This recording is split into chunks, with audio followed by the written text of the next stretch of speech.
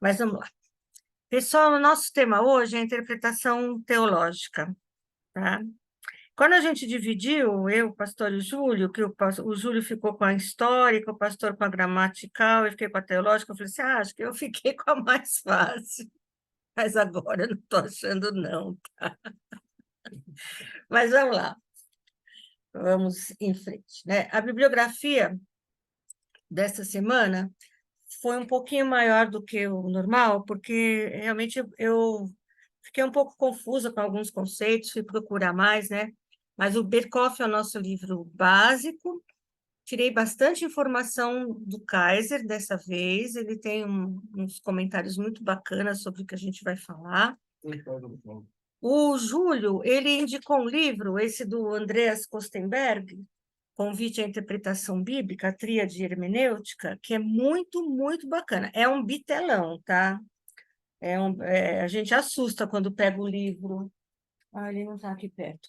Mas tem na biblioteca, eu já comprei para a biblioteca. Se você quiser dar uma olhada, não, obrigada. Ele é muito legal. O Júlio está mostrando, tá? É esse aí.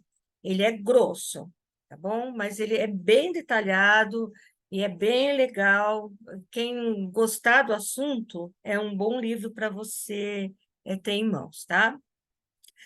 Achei um e-book, só tem e-book, esse Anísio Renato de Andrade, chama Hermenêutica, é pequenininho, são 63 páginas só, você lê em 20 minutos. Mas ele também foi interessante, é uma coisa assim, bem mais direta, objetiva, uma coisa mais simples, tá? Ele não é tão profundo, mas ajuda a gente a clarear as ideias, né? E encontrei na internet também uma apostila desse Kenneth Eagleton, que eu não conheço, não consegui achar nada dele, assim, de biografia, é um Instituto Batista.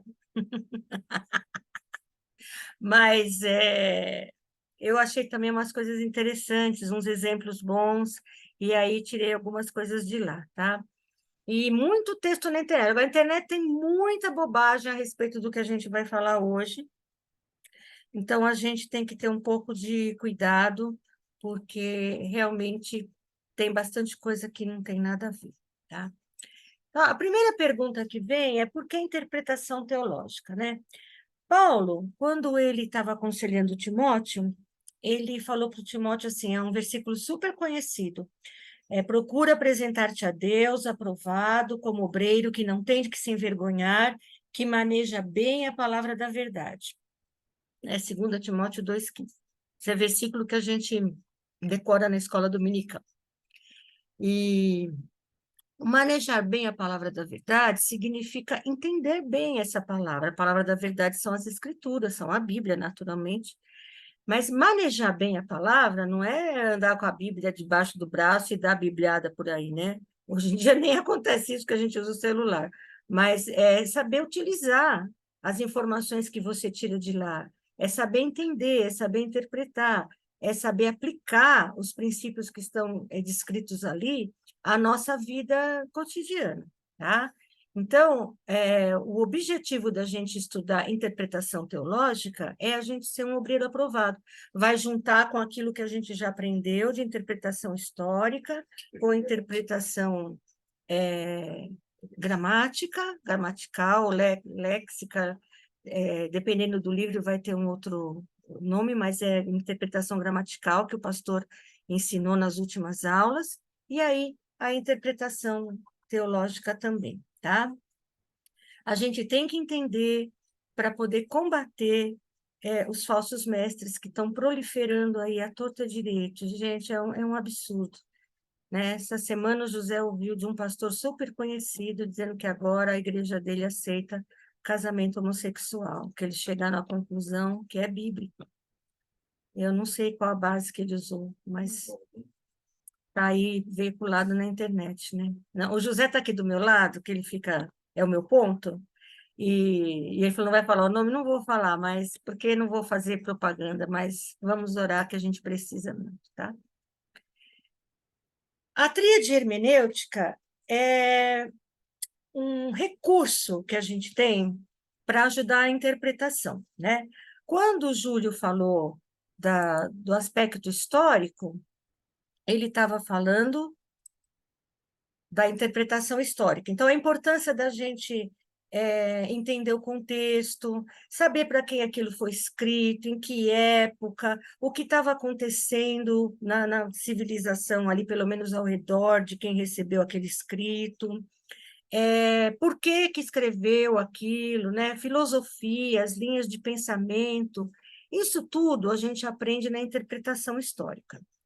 Aí, o pastor também nos apresentou a interpretação gramatical ou linguística, que é outro ponto necessário. Então, é como um banco de 3 pés, né? Um pé é a interpretação histórica, outro pé é a interpretação gramatical linguística, porque é importante você entender aquele texto, você saber as palavras que foram usadas, pesquisar por que foram usadas, se você tiver acesso aos originais, saber que palavras eram, porque às vezes no português a mesma palavra, a palavra é traduzida do mesmo jeito, mas no original tem significados diferentes.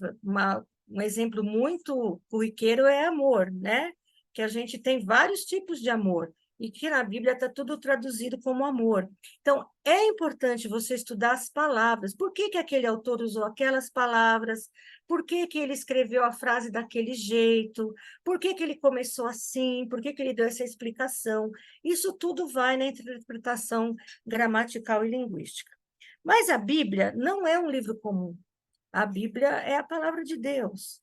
Então, por isso, a gente precisa também da interpretação teológica. Então, esse trio, esses 3 pés, eles vão nos dar uma base para uma interpretação coerente, confiável, uma interpretação que realmente vai abrir a nossa mente para aquilo que o autor quer nos dizer. E quando eu falo autor, é o próprio Deus, através do Espírito Santo.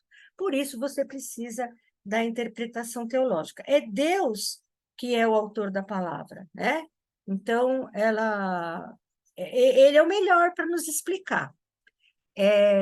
Sempre que a gente vai começar um estudo, alguma coisa, é importante você orar, você pedir orientação de Deus, que Ele leve você na direção que Ele quer mostrar, né? Naquilo que Ele quer te ensinar. E a gente que compartilha tem que ser o primeiro a aprender. Se não fizer diferença para mim, então tem alguma coisa errada comigo, não é com a mensagem, não, sou eu. Eu que não estou submissa o suficiente, ou ouvindo a Deus o suficiente, porque a mensagem tem que falar comigo primeiro, tem que me incomodar primeiro. E isso quem faz é o Espírito Santo. Ele é o autor. Quando eu era pequena, tinha uma série de lições na escola dominical, de flanelógrafo ainda, que chamava a Bíblia a Palavra de Deus. E a primeira aula era uma grande Bíblia com um cadeado. E a professora que dava aula, ela tentava abrir, né? Claro, era tudo de papel, e abria numa facilidade, mas ela fazia todo um teatro, né? Não conseguia abrir a Bíblia, não conseguia abrir a Bíblia, procurava aqui, procurava ali, não achava. Aí as crianças, óbvio, falaram, mas tem um cadeado, precisa da chave. Aí, é mesmo, lembrei. Aí, quando ela pegou a chave tinha uma etiquetinha, Espírito Santo. E essa verdade, queridos, é verdade até hoje, não é só nos anos 70, quando eu era criança, tá? Ela é verdade, permanece verdade. O Espírito Santo é a chave para você entender a palavra de Deus. Ele é o grande inspirador. E como ele inspirou os que escreveram, ele vai inspirar os leitores também. Então, nós precisamos pedir esse recurso para ele, tá? Interpretação teológica é o termo usado porque está falando das coisas de Deus, né? Primeira coisa que a gente tem que pensar quando pensa na Bíblia como um livro diferenciado, que precisa dessa interpretação teológica, é que a Bíblia é uma unidade. Isso eu já falei lá as primeiras aulas que eu dei, isso já foi falado. A Bíblia é uma coisa só. Embora tenha 2 testamentos, 66 livros, né? Todos eles formam um todo totalmente entrelaçado.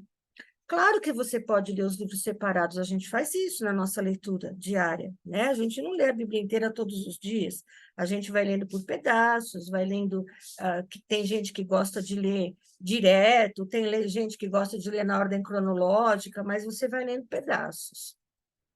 Mas a Bíblia é um todo. Você tem que ter ideia do todo. É importante você fazer, pelo menos uma vez na sua vida, uma leitura da Bíblia de capa a capa. Tem gente, eu sei que o presbítero Renato já fez sei lá quantas leituras de capa a capa, nem já perdi a conta, né? O José tem esse hábito, todo ano é uma leitura de capa a capa, né? Eu não faço por ano, eu faço por capa a capa, né? Eu leio, chega no fim, volto para o começo, às vezes eu mudo a versão, às vezes eu mudo a ordem, mas é importante, se você nunca fez, é uma coisa que você deve fazer. Você tem que ter uma ideia do todo, para depois ir compartimentando, né? As mensagens estão ali, as verdades estão ali, mas você precisa ter uma ideia do todo, daquilo que Deus tem reservado para você, tá? Então, o Antigo Testamento e o Novo Testamento estão totalmente interligados, tá? Opa, mexi no mouse errado aqui, tá? Então, o Antigo Testamento, ele não se refere somente ao judaísmo e o Novo Testamento ao cristianismo. Existe uma ideia, assim, hoje em alguns lugares, que o Novo Testamento é que importa para a igreja. O Antigo Testamento está lá, mas não tem uma importância vital. E se você pular, não vai ter problema algum. Isso não é verdade. Eles estão totalmente intrínsecos um ao outro. E você precisa ter essa ideia e essa certeza para você poder entender e interpretar adequadamente tanto o Antigo Testamento quanto o Novo Testamento, tá? Então, tudo se refere a nós, filhos de Deus, que recebemos essa mensagem. Tudo. Antigo Testamento, Novo Testamento, tudo tem mensagens para os filhos de Deus, tá? Ambos são revelação de Deus, ambos têm o mesmo autor. Então, tem gente que fala que o Deus do Antigo Testamento não é o mesmo Deus do Novo Testamento. Gente, isso é tudo mentira, isso é heresia. É gente que não está interpretando direito a palavra de Deus, é gente que está criando pretextos, criando argumentos falsos, não está criando argumentos para defender as suas teorias particulares, tá? Ambos são revelação plena de Deus. Ambos têm o mesmo autor. Bom? Ambos contêm a mesma doutrina de redenção. Ambos pregam o mesmo Cristo e impõem as mesmas obrigações religiosas e morais, né? O Antigo Testamento tem uma ênfase na lei, o Novo Testamento tem uma ênfase na graça, mas o princípio é o mesmo. Todas as pessoas, desde o início da humanidade, elas têm que reconhecer Jesus como Salvador. Talvez nem soubessem no Antigo Testamento o nome dele, mas sabiam que viria um Messias, sabiam que viria um Redentor, e é com essa fé que elas foram salvas, né? Com essa fé no Messias que viria. No Novo Testamento, o Messias veio, teve um nome, Jesus, se deu a conhecer fisicamente, as pessoas o viram, as pessoas o tocaram. Então, aí, elas creem em algo que elas estão vendo. E nós cremos em algo que nós sabemos, de quem nós já temos as referências. Mas a redenção é a mesma para todos.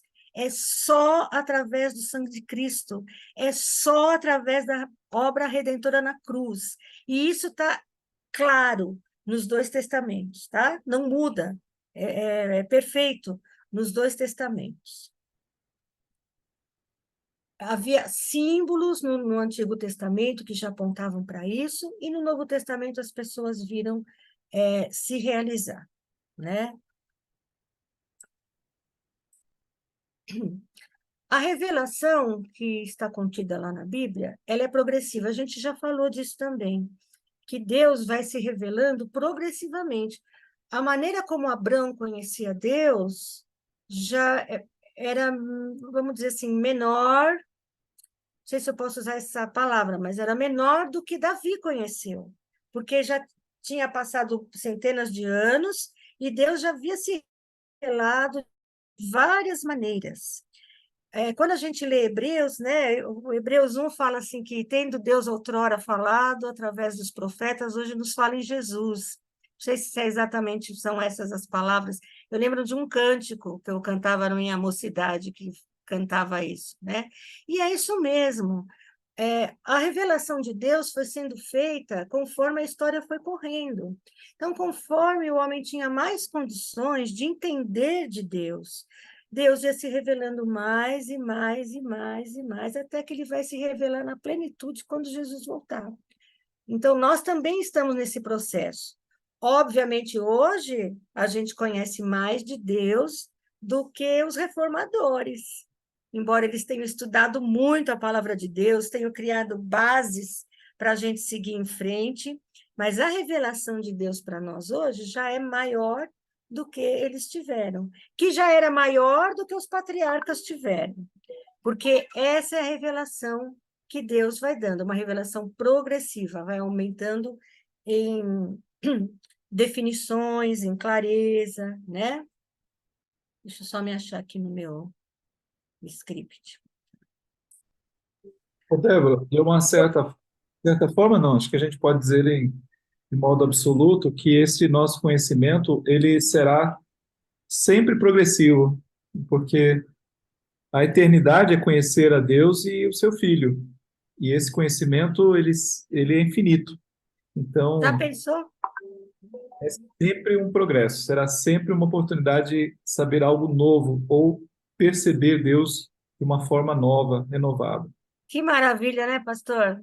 Dá mais vontade de falar Maranata, ora vem, Senhor Jesus, né? Dá mais vontade, porque, puxa vida, que beleza, né? O Novo Testamento, querido, está implícito no Antigo Testamento e o Antigo Testamento está explícito no Novo Testamento. Como assim? Conceitos que vão ser esclarecidos no Novo Testamento já aparecem no Antigo. E a gente daqui a um pouco vai falar dessas coisas. Então, um está contido no outro, um explica o outro. Por isso, não há como dividir, não há como separar. A palavra de Deus é um todo, é uma coisa única, é uma coisa que é a mensagem total que Deus deixou para nós. Tá?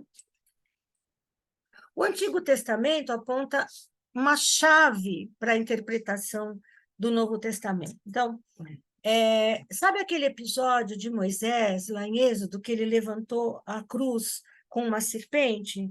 Porque houve aquela peste das serpentes e que as pessoas tinham que olhar para aquela serpente numa cruz para serem salvas do veneno da serpente, né? Isso era uma figura do que iria acontecer, né, no futuro, na crucificação de Cristo, óbvio. Essa ligação aí é muito clara, né? O povo de Moisés não tinha ideia que era isso. Foi uma situação ali, pontual, que teve a invasão das serpentes, era resultado de pecado deles, e Deus mandou as serpentes, e eles tinham que olhar para aquela cruz, e todo mundo que olhasse seria salvo, né? Aí, João 3, 14, 15, fala assim para nós: e do modo porque Moisés levantou a serpente no deserto, assim importa que o Filho do Homem seja levantado, para que todo o que nele crê tenha vida eterna. Então, o Antigo Testamento aponta uma chave para a interpretação do Novo. Por que que João foi falar isso?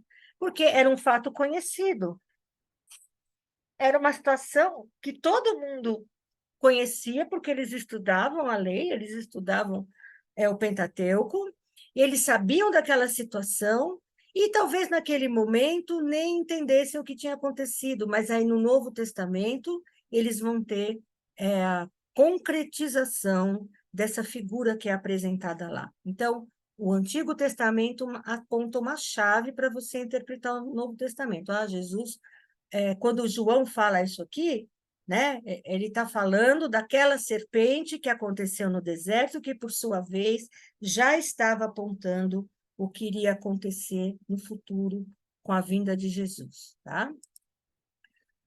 Os conteúdos que a gente encontra no Novo Testamento são fruto de um longo desenvolvimento anterior. É o que a gente está falando, é a revelação progressiva, né?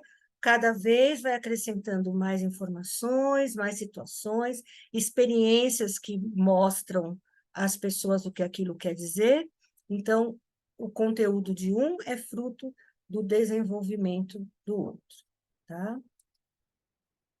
O Novo Testamento é como um comentário do Antigo Testamento, explicando conceitos. Então, a gente vai entrar já já nessa questão de tipos. O Antigo Testamento apresenta um tipo e o Novo Testamento o antítipo, ou seja, é aquilo que combina, tá? O Antigo Testamento apresenta uma profecia.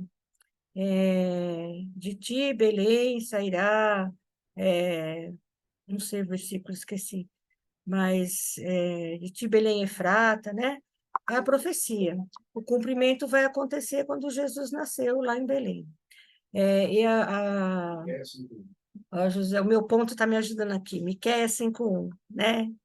Então, o Antigo Testamento tem a profecia, no Novo Testamento você vai ver o cumprimento. Por que que funciona assim? Alguém tem uma ideia? Pode falar. Por que que no Antigo Testamento tem o tipo e a profecia, e no Novo Testamento tem o antítipo e o cumprimento? Porque a Bíblia se explica, né? Assim, se auto-interpreta e realmente a gente vê como em sombras, né, o Velho Testamento.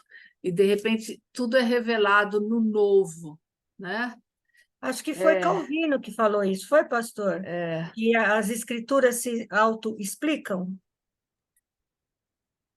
Eu não sei dizer se ele foi o primeiro a dizer isso. Ou se foi Lutero, agora eu não me lembro. Mas é uma frase bem direta. E por que, queridos? Sim, a Bíblia se autoexplica, né? E porque a Bíblia toda tem um único assunto: Cristo e sua obra redentora. A Bíblia inteira, ela aponta para isso. Então, tudo que está lá no Antigo Testamento está apontando para uma realização futura dessa grande obra redentora que Cristo realizou na cruz e na ressurreição. Tudo bem, pessoal? Até aqui? Tá? Ô, Débora, Oi. eu lembro de uma aula do Márcio, quando ele falou sobre a pessoa de Deus, e ele falou que. Eu lembro que ele falou que era um plano, né, arquitetado por Deus, tudo já estava arquitetado desde a criação até o que a gente ainda vai viver na eternidade, né? Então, Exatamente.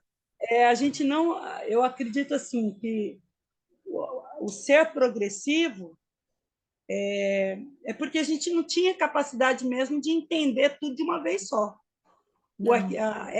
Esse plano, né, de Deus, que arquitetou tudo isso. Uhum. Então, a gente está aprendendo aos poucos, vivendo aos poucos, né? Porque talvez se isso fosse tudo explicado para Adão e Eva, teriam Ah, cuidado, né? Não tinha que teria ter feito compreensão. um hospício ali no Éden, né, Glaucia? Verdade. Eu lembro dessa aula do Márcio, que ele falava Tudo já está estabelecido, o Senhor é o Senhor da história, tudo. né?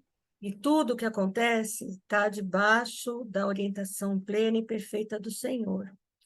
E isso que o pastor falou, que nosso conhecimento de Deus vai aumentar na eternidade, gente, é mais uma prova disso, né? Então, hoje a gente tem condições de entender até aqui, mas quando a gente estiver glorificado na presença do Senhor, aí a gente vai ter uma mente melhor, com mais capacidade de entender as coisas de Deus. E olha que maravilha, né? Eternidade, aprendendo e compreendendo, entendendo esse Deus maravilhoso, né? É uma... me vem assim à mente a ideia de uma. Vamos pensar numa escultura que foi construída. Imagina o seguinte, né? Eu vou criar uma ideia aqui, que seria uma escultura que foi construída no mar e a gente consegue ver assim de perto. Você apenas vê uma estrutura que sai do mar, muito grande, gigante. E depois você tem mais, talvez assim, centenas de metros, uma outra estrutura que sai do mar gigante. Quando você olha muito de perto cada uma dessas estruturas, você não consegue entender o todo. Aliás, a razão dessa estrutura sair do mar e estar ali. Mas quando você se afasta vários metros, depois quilômetros, aquilo vai, você vê que uma estrutura está ligada à outra, assim, no formato. Uma vai completando a outra para, no fim, formar uma grande figura. Então, você consegue avistar à distância que aquilo fazia muito sentido, né? Uma estrutura, embora aqui perto você não entendesse, mas de longe você consegue ver. Eu acho que a Bíblia, nessa revelação progressiva de Deus, de certa forma, né? Toda comparação que a gente faz, ela é defeituosa, né, em relação a Deus, em relação à palavra, é defeituosa por natureza. Mas, assim, isso serve assim, para a gente ver como Deus vai se revelando. Realmente, como foi dito, a gente não teria capacidade de entender Deus ou seu plano, né, numa só explicação, né? Mas isso vai sendo operado ao longo do tempo e através de um povo escolhido. A gente vê, por exemplo, a própria incapacidade daquele povo de entender conceitos muito básicos, como eles eram infantis quando saíram lá do Egito, e como Deus foi se revelando, né? Primeiramente, dando a eles ali o livramento, Deus está próximo, mostrando a eles coisas visíveis, né? O poder de Deus sendo revelado de forma visível, e depois Deus se revelou através de mandamentos, quando Moisés sobe até o monte e desce com os mandamentos, e depois com todas as orientações e mandamentos com relação à construção do tabernáculo, e cada ato desse era uma revelação de Deus. E a gente vê o quanto aquele povo não estava preparado para tudo o que eles ouviram, né? E assim, a gente hoje tem o privilégio de poder ler o Novo Testamento, como você bem colocou aí, né? É um comentário do AT. Então, a gente consegue entender o AT usando o NT. Obrigada, pastor. Oh, foi muito 10, viu? Muito legal. A gente tem que ter alguns cuidados, tá? Então, o primeiro cuidado é não diminuir a importância do Antigo Testamento, porque o pessoal fala, então, se está tudo no Novo Testamento, vamos só ler o Novo Testamento, deixa o Antigo Testamento para trás. E tem muitos crentes que fazem isso, é uma prática que é relativamente comum. O Antigo Testamento são só histórias, né? Ou então só assim, o princípio da revelação, até acham que é uma revelação, mas não, vamos nos deter só no Novo Testamento, porque ele é que tem as coisas para a igreja, e não é assim, tá? A mensagem completa é a mensagem do Antigo Testamento e do Novo Testamento, e a gente não pode ler só um pedaço, tem que ler tudo, né? Um outro cuidado que a gente tem que tomar é enxergar o que queremos e não o que realmente está lá. Às vezes, alguns pregadores, eles forçam algumas relações, né? Por exemplo, já ouvi que aquela capa de várias cores do José, que Jacó deu para José, significa que as nações, como o evangelho seria pregado a todas as nações, né? E, gente, isso não tem não tem base bíblica, não, desculpa, tá? Aquela capa de muitas cores era só um presente muito especial para um filho que Jacó amava muito. Há muitas nuances nessa história, há muitas lições a serem retiradas dessa história, mas a capa colorida do José não vai significar Paulo indo aos gentios no Novo Testamento, tá? Não é um símbolo, um tipo disso aí, não é, tá bom? Então, a gente não pode ver o que a gente quer, tem que ver o que está lá, estudar para entender o que realmente está lá, o que está querendo dizer mesmo, né? Essa profecia foi cumprida como? há profecias que têm mais de um cumprimento ali no momento, um cumprimento depois, um cumprimento mais messiânico, algumas ainda têm um cumprimento a acontecer. E a gente não pode ficar inventando coisas, né? A gente tem que realmente ver o que está escrito lá e ter a seriedade de não ficar inventando argumentos que não são verdadeiros, tá? A Bíblia tem um sentido místico. E aí, quando eu estou falando místico, eu quero falar do sobrenatural. Não estou falando de búzio, tá? Não estou falando de tarô, nada disso, por favor. Né? Astrologia, não, nada, nada, nada. O que eu estou falando é que a Bíblia tem um sentido sobrenatural. Há situações totalmente sobrenaturais na Bíblia, que a gente lê o relato e vê que foi sobrenatural. Gente, abrir o Mar Vermelho não era uma coisa que acontecia toda hora, nunca mais aconteceu. O sol parar, quando Josué estava naquela luta lá com os midianitas, se não me engano, amalequitas, midianitas, não sei, também não é uma coisa que aconteceu naquela vez, né? Naquela situação necessária. E Pedro andar sobre as águas foi uma coisa sobrenatural quando Jesus o chamou. As pessoas não andam sobre as águas, né? A gente pode até cantar que se Deus não abrir o mar, eu vou andar sobre as águas, mas isso é só uma licença poética, tá? Você não vê ninguém andando sobre as águas hoje.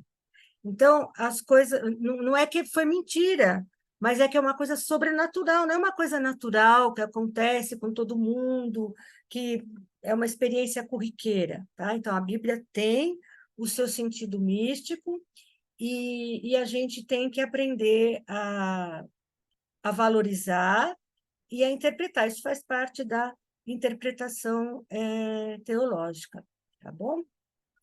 A própria escritura dá para a gente indicações de sentidos diferenciados, né? Por exemplo, os salmos messiânicos.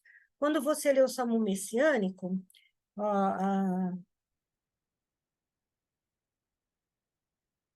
espera um pouquinho. Salmo 16 fala assim, 9 e 10. Alegra-se, pois, o meu coração e o meu espírito exulta, até o meu corpo repousará seguro, pois não deixarás a minha alma na morte, nem permitirás que o teu santo veja corrupção. Esse é um salmo messiânico que está se referindo ao que ia acontecer com Cristo, que ele não ficaria morto, mas que ele ressuscitaria. E Pedro faz uso desse exemplo quando ele prega lá em Atos 2, quando ele fala assim, prevendo isto, referiu-se à ressurreição de Cristo, que nem foi deixado na morte, nem o seu corpo experimentou corrupção. Tá? Isso é um sentido sobrenatural, de uma coisa que Deus inspirou Davi a escrever, mas que aconteceu sobrenaturalmente quando Cristo ressuscitou.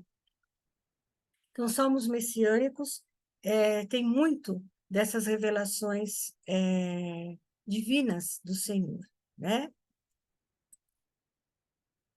Quando Paulo compara o casamento com Cristo e a igreja, Efésios, né, que ele fala disso, é uma comparação também mística, no sentido de que é sobrenatural. Ele mesmo não consegue explicar o que acontece ali com marido e mulher, mas ele diz que é o que vai acontecer com Cristo e sua igreja. É uma comparação, né? Então, é um sentido que não é o sentido literal da situação, é um sentido sobrenatural, é um sentido já com um toque de interpretação ali, né? Quando Paulo também fala da alegoria das duas alianças entre Sara e Agar, que ele fala que Agar é da lei, né, a escrava, ele está se referindo a Israel no tempo da lei, e que Sara é do filho, porque Isaac era filho da promessa, e isso significa a igreja, aí também tem um sentido sobrenatural aí, né? Quando aconteceu a situação com Sara e Agar, era simplesmente uma situação de irmãos do mesmo pai com mães diferentes. Mas quando Paulo usa isso para explicar uma situação da nossa relação com Deus, então isso se torna um sentido místico, um sentido divino, um sentido sobrenatural. A carta aos Hebreus, ela é toda assim, né? O escritor aos Hebreus, ele pega tudo o que acontecia no tabernáculo, toda a mobília, todas as ações, e aí ele vai explicando como tudo isso tinha um símbolo divino, um símbolo sobrenatural, que já estava indicando, eu estou usando umas mesmas palavras, mas é que não tem muito como fugir disso, indicando que havia um sentido muito maior do que aqueles simples atos que estavam acontecendo ali, né? Tudo bem, pessoal?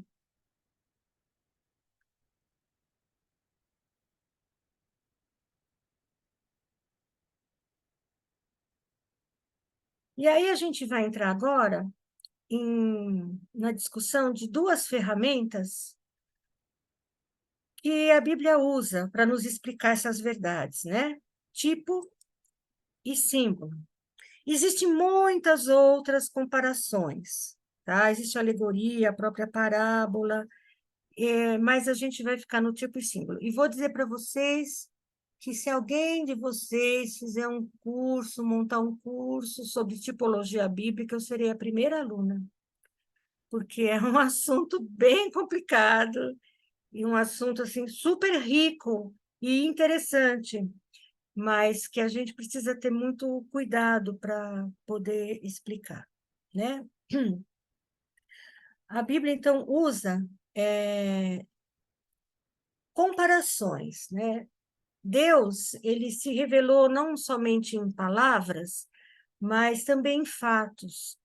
Então, quando Moisés levantou a serpente no deserto, isso é um fato, isso não é uma palavra, mas havia todo um símbolo ali, havia todo um tipo ali embutido, né? Quando Noé viu o arco-íris no céu, aquilo era um símbolo de uma promessa que Deus estava fazendo a Noé, que nunca mais iria destruir o mundo com um dilúvio. Então, Deus não se revelou somente por palavras, colocando palavras na mente dos escritores, fazendo-os escrever aquilo que ele queria. Ele se revelou também e se revela em situações que acontecem, fatos, circunstâncias, né, ações, pessoas. E essa revelação vai estar incluída aí nessa questão de tipos e símbolos, tá bom? Quando eu falo assim, o Senhor é a minha rocha, como Davi se refere a Deus, né? É um símbolo. Jesus, Deus naquela situação ali, né? Não é uma rocha mesmo, você não tem uma montanha chamada Deus, mas era pelas características da montanha, de fortaleza, de segurança, de poder, né? Uma montanha é uma coisa poderosa, grande, então isso era um símbolo do Senhor. Ao mesmo tempo, quando ele fala o Senhor é meu pastor, ele usa um símbolo das coisas que eles conheciam ali, né? O pastor é aquele que cuida, é aquele que provê alimento, é aquele que provê sustento, e nós, ovelhas, né? Ovelha é um símbolo da gente, né? Daqueles de quem Deus cuida. Então, tipos e símbolos são ferramentas que a Bíblia usa para nos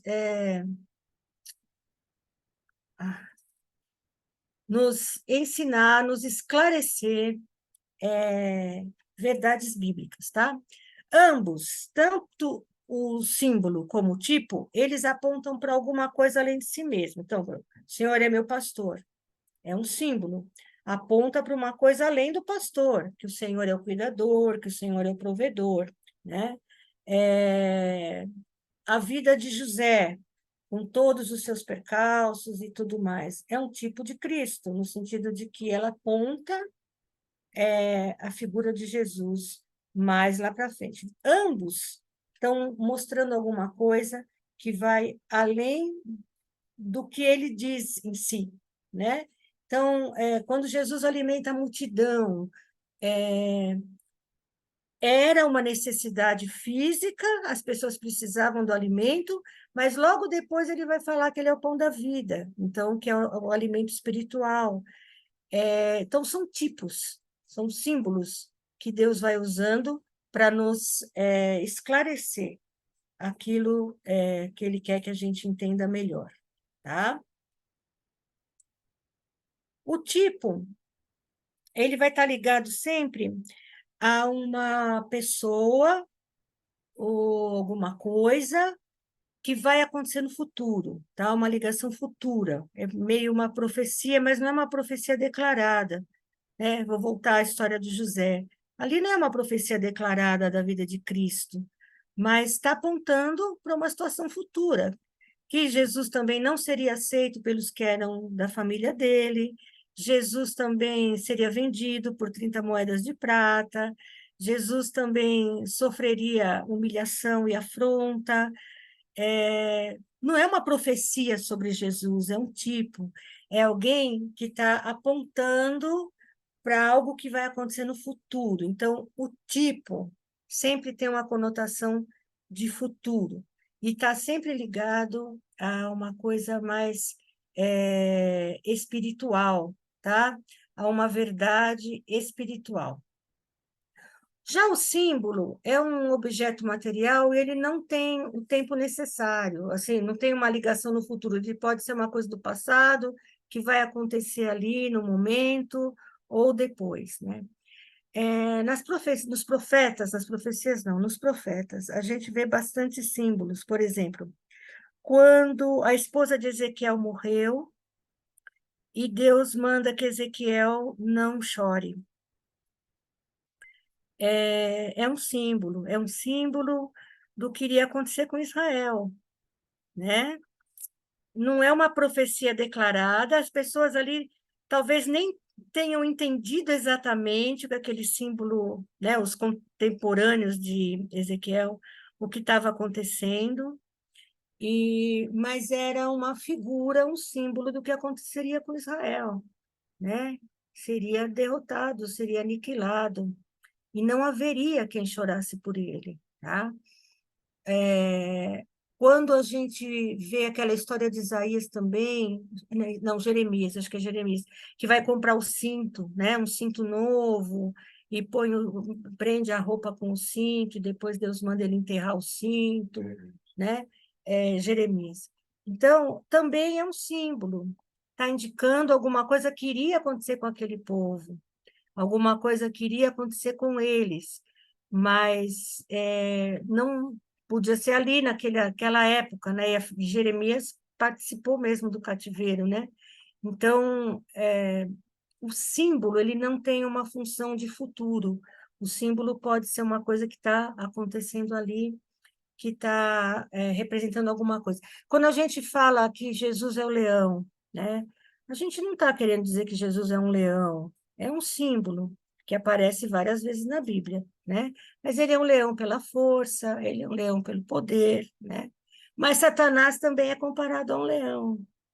Então, o símbolo ele não tem uma responsabilidade tão grande com aquilo que ele indica. O tipo, sim. O mesmo símbolo pode representar coisas diferentes. Por exemplo, quando você fala em vento, o vento pode representar o Espírito Santo, né? João fala lá, João 3, né? Que o vento sopra onde quer, tá? Jesus falou isso para Nicodemos, o Espírito Santo. Mas o vento pode ser a palavra de Deus, né? Quando falou com Elias ali na caverna. Então, o símbolo, ele não tem uma relação única com aquilo que ele simboliza, tá? O tipo tem. O tipo é uma coisa mais direta, né? Mais objetiva, tá? Débora, tem Oi, até o símbolo que você colocou da serpente, né? esse é A um ser... tipo. é o tipo? Esse é Não, um mas tipo. quando a gente vê a serpente simbolizando o diabo lá no paraíso, Hum, aí é símbolo? aí é símbolo. Aí é É, acho que é símbolo. símbolo, eu tenho que pensar. Não é? Pastor é símbolo? Ao mesmo tempo, a serpente foi colocada na cruz para representar Sim. tipo, É. né? A Como ação de Jesus. levantar a serpente é o tipo. A serpente em si é um símbolo. Nesse caso, porque era a peste das serpentes, né? Então olhava para a serpente. Mas no Éden, a serpente foi símbolo de Satanás mesmo, né? É importante, Fala, Débora. pastor. Não, tá tudo correto. Só em relação ao Gênesis, que ali a gente tem a serpente literalmente na forma de serpente. Serpente. A gente tem o diabo na forma de serpente e não um símbolo de, mas literalmente. Então ali não é um símbolo, que ele não é uma representação do diabo, mas o diabo usando literalmente uma É o serpente. corpo de uma serpente. Também Tudo não é bem, um Glaucia? tipo. Também não é um tipo. Entendi. Depois que o pastor falou, eu entendi. Tá? Então, acho que não se encaixa nem no É, nem vamos ver se a próxima coisa que eu vou falar vai ajudar a entender mais. Tá? beleza. O tipo geralmente vai prefigurar algum aspecto da redenção. Por isso que eu falei que a serpente no deserto, lá, a cruz com a serpente, é um tipo, porque ela está prefigurando o que Jesus iria fazer lá no Calvário. Tá? O símbolo vai apontar uma verdade espiritual, uma coisa da sua vida cristã, uma, um aspecto que não é tão ligado à redenção. Tá bom? Espera aí, que eu estou perdida aqui.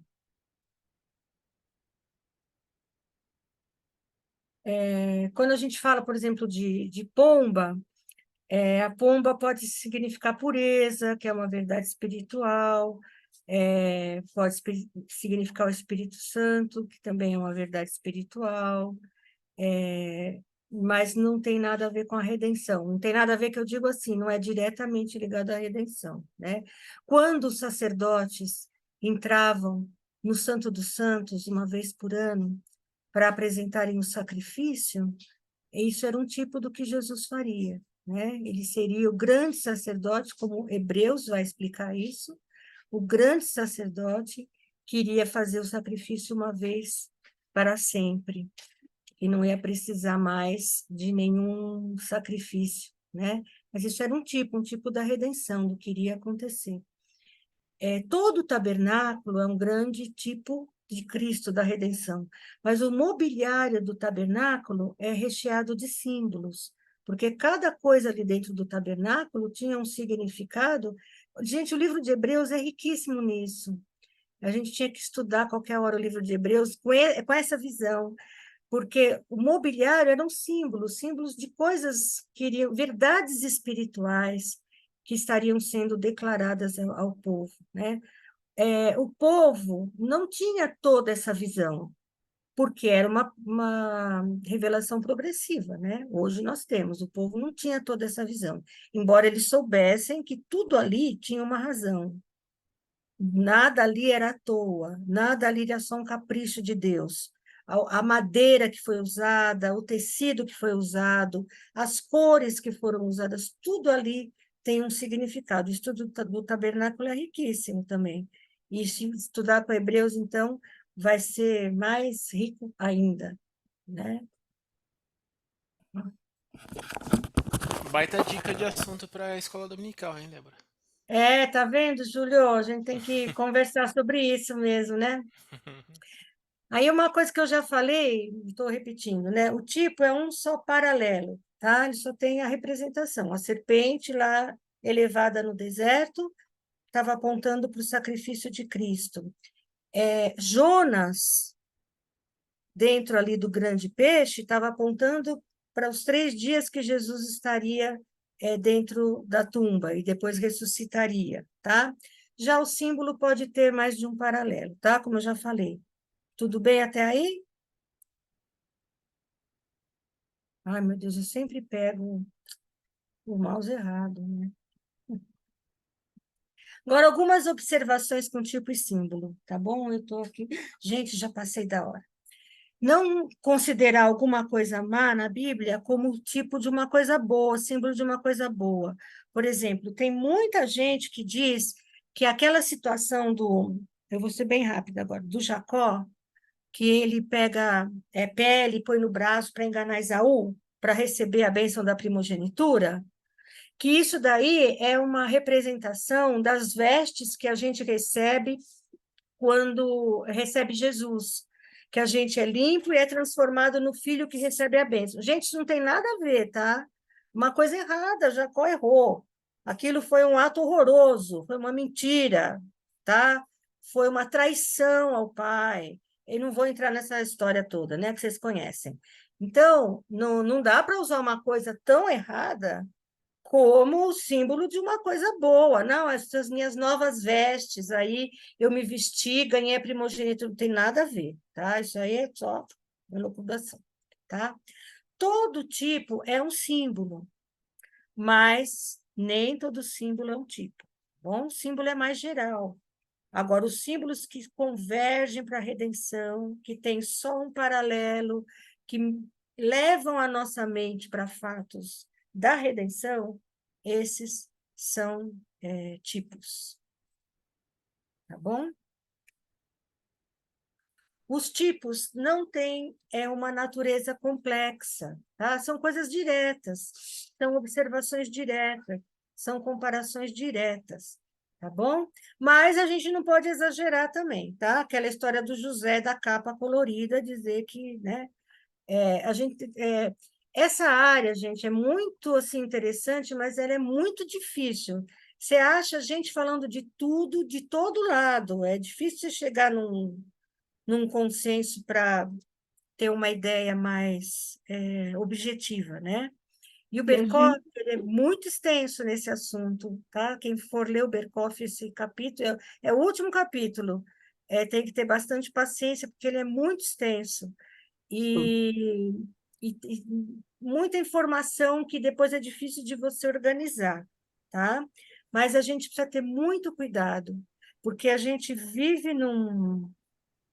A gente é um ser que gosta de comparações, né? O ser humano gosta de comparações.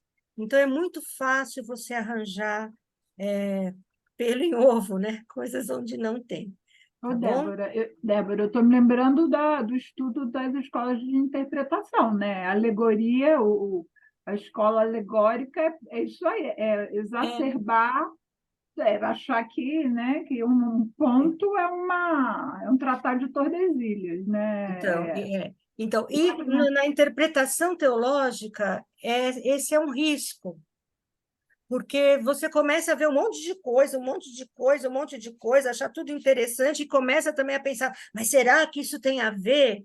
E então a gente precisa de muita sabedoria. Por isso eu volto lá no comecinho. A chave é o Espírito Santo. Uhum. Ele é o autor. E ele escreveu os tipos, ele já preparou tudo aquilo.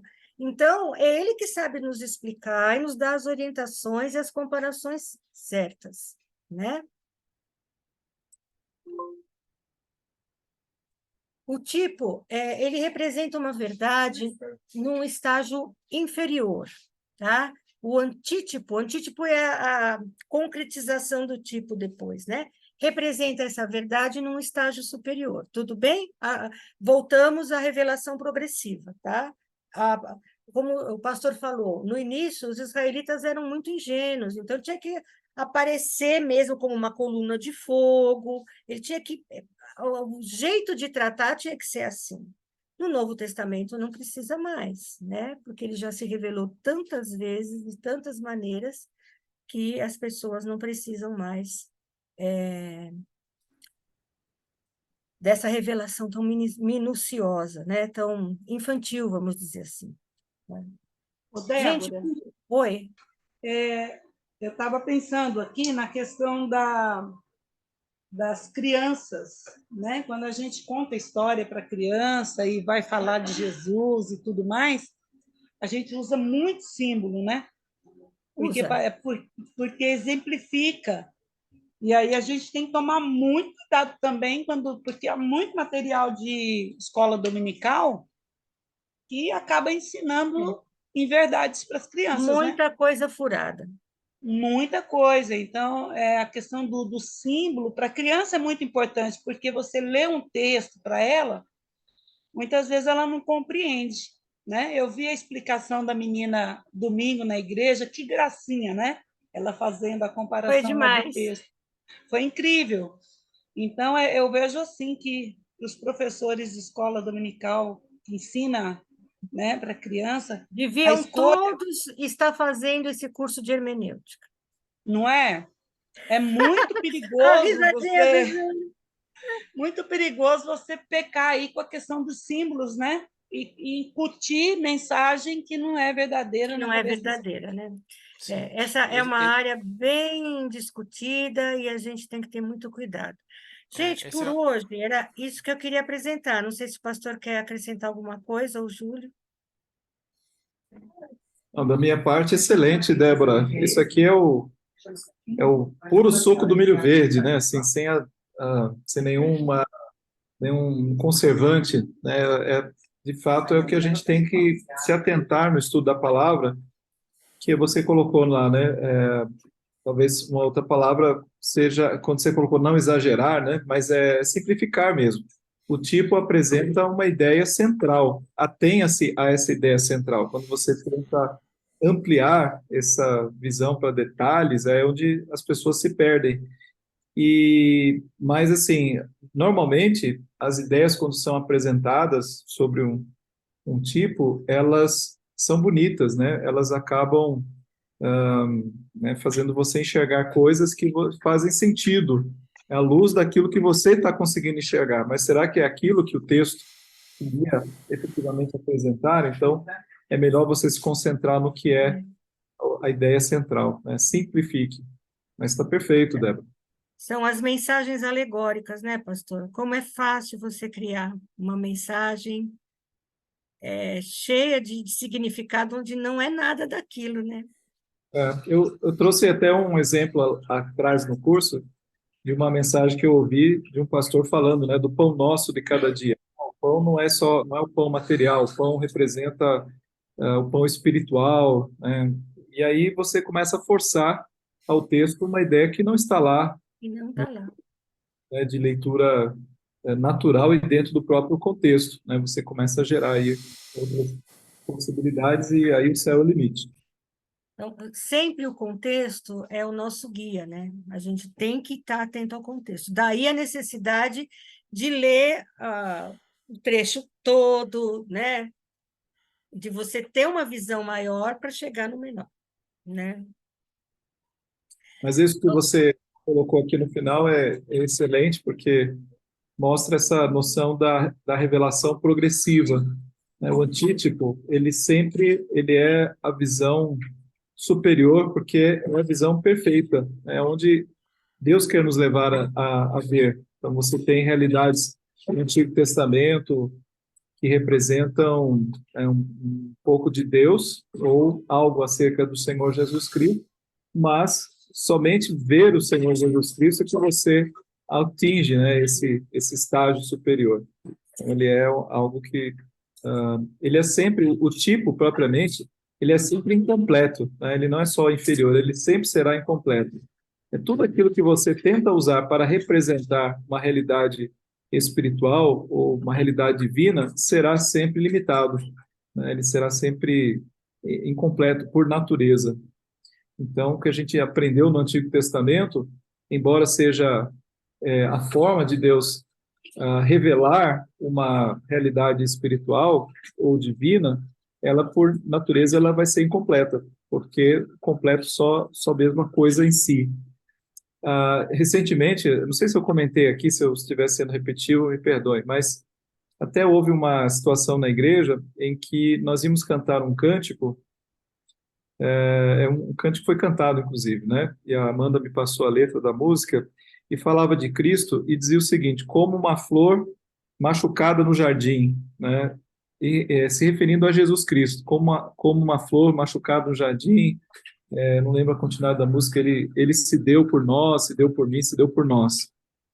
E aí, a visão, a ideia de quem compôs a música, a letra é bonita, todo o texto é bonito, mas essa parte me deixou preocupado no seguinte aspecto. Quando você fala, você está tentando usar uma ilustração que representa Cristo e fazendo uma comparação de Cristo com uma flor que foi pisada no jardim. Aí você pensa assim que essa ilustração ela traz outras implicações, né? Como se fosse algo tão frágil, tão assim, né, desprovido de poder. E para mim fica essa ideia, né? Totalmente frágil assim e desprovido. Então eu até disse para Amanda, vamos ficar, se você me permite, né? Vamos fazer uma ajuste aí nessa música. A música toda é muito bonita, mas essa parte seria melhor usar o que a Bíblia usou. A Bíblia usou a figura da ovelha, né? A ovelha que foi levada ao matadouro em relação a Jesus, quando ele se deu por nós. Então vamos ficar com essa figura, que é a melhor que representa Jesus. E mesmo assim, não é uma figura perfeita, porque Jesus não é necessariamente uma ovelha, né? Está longe de ser uma ovelha, mas é a figura que melhor representa a sua mansidão, né? A maneira de Jesus se colocar, né? Até nisso a gente poderia gastar bastante tempo tentando entender, né, o tipo, no que ele se aplica e no que ele não se aplica à figura divina, né? Só nisso já teria bastante trabalho para tentar estudar. Mas talvez a flor machucada no jardim fosse algo que, como não é a Bíblia não usa essa imagem, então é melhor não usá-la para a gente não errar. É, isso aí. Pessoal, essa aqui, eu não sou boazinha que nem o pastor, não, tá? Eu dei lição, tá bom? Não, mas não é esse, meu Deus, não, tá tudo errado. Espera aí que eu já vou passar para vocês a lição. Me dá um minuto. Ai, não tá. Gente, eu vou mandar para vocês no grupo, tá? Porque não tá aqui o... Lá para quarta-feira que vem, semana, Dé. Não, vou mandar hoje mesmo, agora mesmo. É só escrever aqui, é que eu não escrevi, desculpa, eu escrevi no meu script, no meu texto, tá? Mas eu não fiz o... desculpa, mas eu vou mandar para vocês, tá? Mas é fácil, tá bom? Prometo que é fácil, tá? Estou mandando Ô, hoje Débora, mesmo. dia 16 vai ter aula normal? Sim, próxima 16? Tá. sim. Sou eu ainda, terminando esse assunto espinhoso. Tá bom, Orem por tá mim. bom. Obrigada. Sim, agora a gente não tem mais feriado até o final. Acabou. Agora a gente vai direto até a primeira semana de dezembro. Se Tá tiver bom. espinho, Mas não tem a flor. teve bastante feriado, né? Deu para descansar. Pessoal, olha, não esqueça, agora é a secretária que está falando, tá? E eu já vou desligar. Não esqueça de marcar sua presença, porque eu tenho olhado lá e eu acho que tem mais gente assistindo do que está marcando, tá bom? Não esqueça bom. de entrar lá e marcar. Isso aí. Pastor, você quer orar para terminar? Vamos. Débora, excelente, viu? Parabéns pela aula. Um assunto muito difícil. Gente, para a Débora dar, esses são 25 slides aqui, ela leu muita coisa. Eu Porque li mesmo. você poder decidir, inclusive, o que você vai dar, você tem que decidir o que você não vai dar, né? De tudo que você leu. Então, é muita leitura, muito estudo para chegar a dar tudo assim, tão mastigadinho, né? A gente pega a papinha aqui, assim, mastigada, na temperatura certa, no tempo certo. Então, obrigado, Débora, parabéns pelo trabalho. E com certeza você foi enriquecida, né, com esse Aí estudo. eu fui mesmo. E quando você é enriquecida, nós todos somos, né? E como igreja, né? Todos nós aprendemos e a igreja fica mais rica com isso. Então, parabéns. Vamos orar. Senhor, te agradecemos porque temos, Senhor, vindo de ti também através de pessoas que se debruçaram sobre esse assunto, escreveram livros, estudaram, deram aulas, e que leram também outros, que leram outros, que leram outros, enfim, cada um subindo nas costas dos outros gigantes para enxergar cada vez mais longe, mas na direção certa, enxergar mais longe, mas mais perto da verdade o conhecimento da tua palavra e nos ajudar a entender a hermenêutica como uma ferramenta para a compreensão da tua revelação a nós, revelação daquilo que é impossível a nós de depreender, de entender completamente, mas daquilo que foi revelado a nós, que é necessário à nossa vida, à nossa fé, à nossa salvação, e da qual nós podemos entender e podemos viver e aplicar. Obrigado porque temos esses princípios que nos dão segurança para não inventarmos, para não criarmos, para não andarmos na Bíblia como vendo um livro talvez místico distante, que é só para alguns iluminados, entendidos, ou um livro incompreensível, ou um livro que podemos ler de qualquer jeito, como se qualquer coisa fizesse sentido. Não. Vemos, ó Pai, através desses estudos, que existe uma forma certa de ler, respeitando os critérios pelos quais a própria Bíblia foi escrita, respeitando a sua origem, e como foi visto hoje, a sua natureza divina.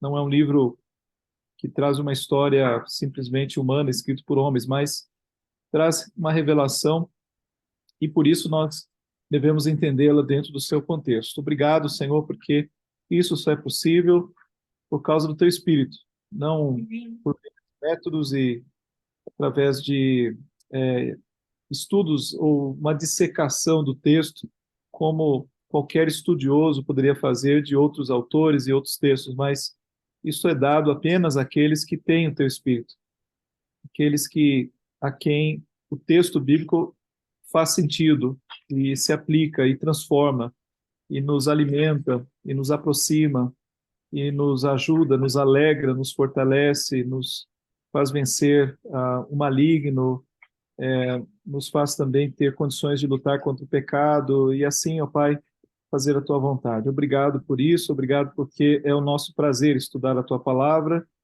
e compreender melhor a hermenêutica, nos ajuda nesse processo e nos ajuda a acertar mais do que errar nessa busca, ó Pai, da tua verdade, conforme o Senhor nos revelou. Abençoa a Débora, Pai,